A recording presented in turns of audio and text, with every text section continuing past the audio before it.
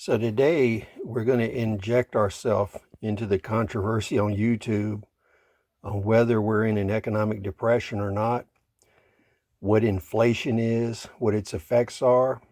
And what we're going to do is sift through all of the arguments that people are making on YouTube. It has gotten to the point where the survival community, the prepping community, the special operations community, and the gun community have become a cross between CNN and The View. So you have all these bobbling head people like Whoopi Goldberg clones talking about things that in reality it appears they have no idea what they're talking about. And they kind of come at this, they're trying to inject theoretical definitions from the economy and economics along with personal anecdotes, experience of others that they heard about in order to convince you either we are in a depression or we are not in a depression. So first of all, I'm going to give you my opinion and position. Back before 2008 in our area, almost all of the migrant population left and a lot of the large farms collapsed. That was a precursor to what people saw as the housing collapse in 2008. And the country never really recovered from that. In some sectors of the economy, you had strong growth, but overall you had negative growth in GDP. And also you had inflationary activities, and the government massages those numbers because they use their official numbers for inflation, GDP, and so forth as trigger points for certain political activities to occur. That's why there's no truth in those numbers. Those numbers are designed to limit what you get in Social Security increases. They're designed to limit your successful economic activity and divert it to people that support them. So when we look at what happened in 2008, we had a trade crisis where basically the Import-Export Bank in the United States could not guarantee transactions with the rest of the world. That's why you had all those freighters sitting offshore not unloading, because nobody's going to unload if they are not going to get paid. Then we had some success for a while, but we never climbed out of the hole. Then with COVID and all the associated issues with that, we went further down in the hole. And now we have not come out of the hole. We have actually lost so many jobs that the government figures show an imaginary number of job losses in people in the economy working. But in reality, if you look at the numbers of how many workers are not participating in the economy, we have around 50% unemployment based on non-participation. And it begs the question, why would you participate if there's no gain and no profit for the worker? So that's where we are. So if you think about this, we started into a recession. Those recessions continued. We never climbed out of the hole. So that indicates we're in an economic depression. Now, what's interesting is everybody disagrees on me with what the definition of an economic depression and inflation is. The actual economic definition is a severe and prolonged downturn in economic activities. We've had that for at least 10 years. So what we're going to do is start by listing what the actual definition of an economic depression is from the science of economics. An economic depression is a severe and prolonged downturn in economic activity. Okay? And it's characterized by 5 things.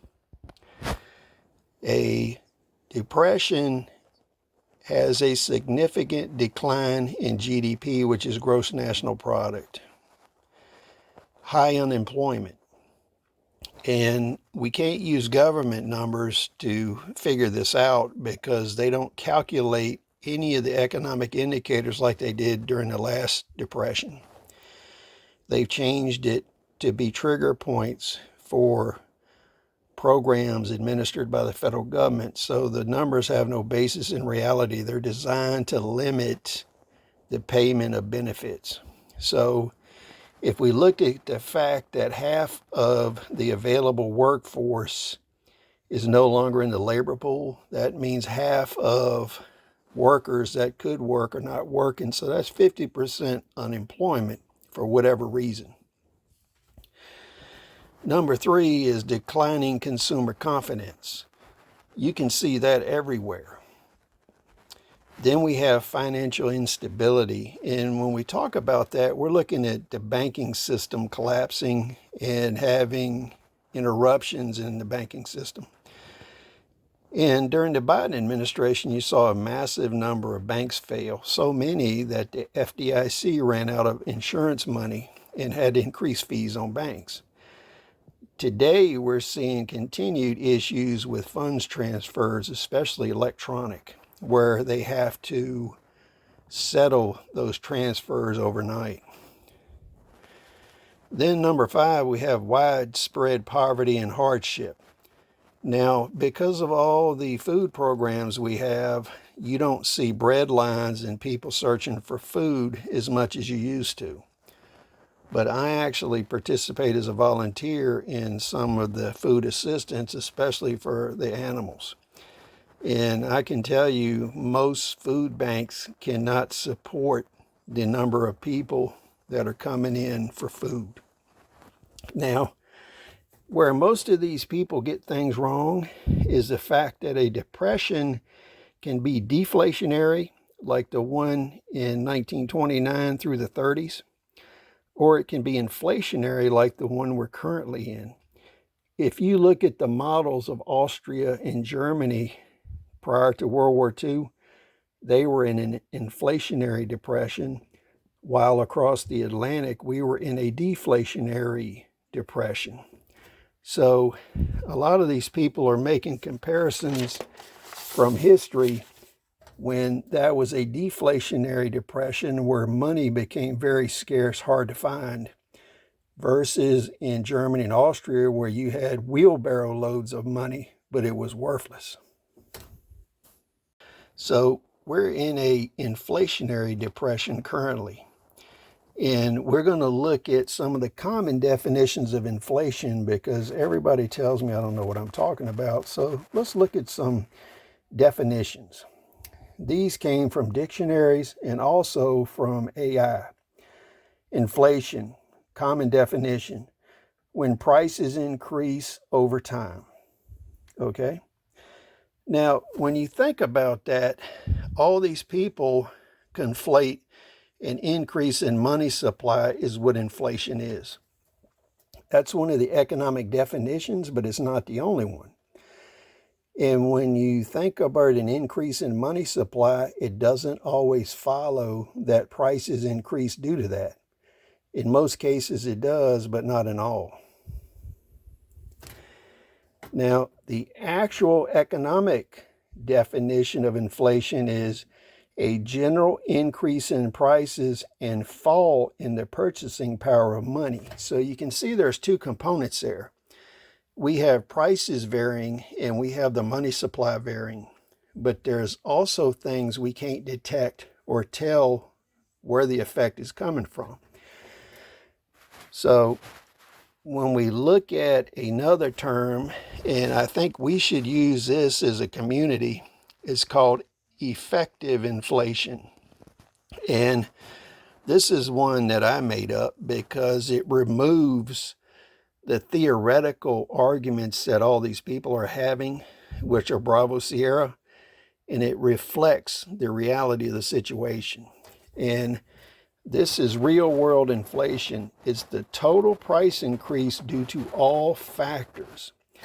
The reason that's important is you can't separate what portions of the increase in price are due to the various factors. So you have different inflationary trends in components. So these are some of the things that we cannot separate out of a price. So currency-based inflation, we don't really know how much the currency is inflating versus inflation based on other pricing factors. We have taxes, tariffs, duties, and other government fees. Many of these are hidden. For instance, in the state I'm in, there's a $40 white good tax that the state takes on all appliances sold that people don't know about in general. But you still pay to put it in the landfill even though you've already paid that tax. Scarcity of goods versus demand for those goods. This is supply and demand related inflation. And then we have changes in corporate and business multipliers.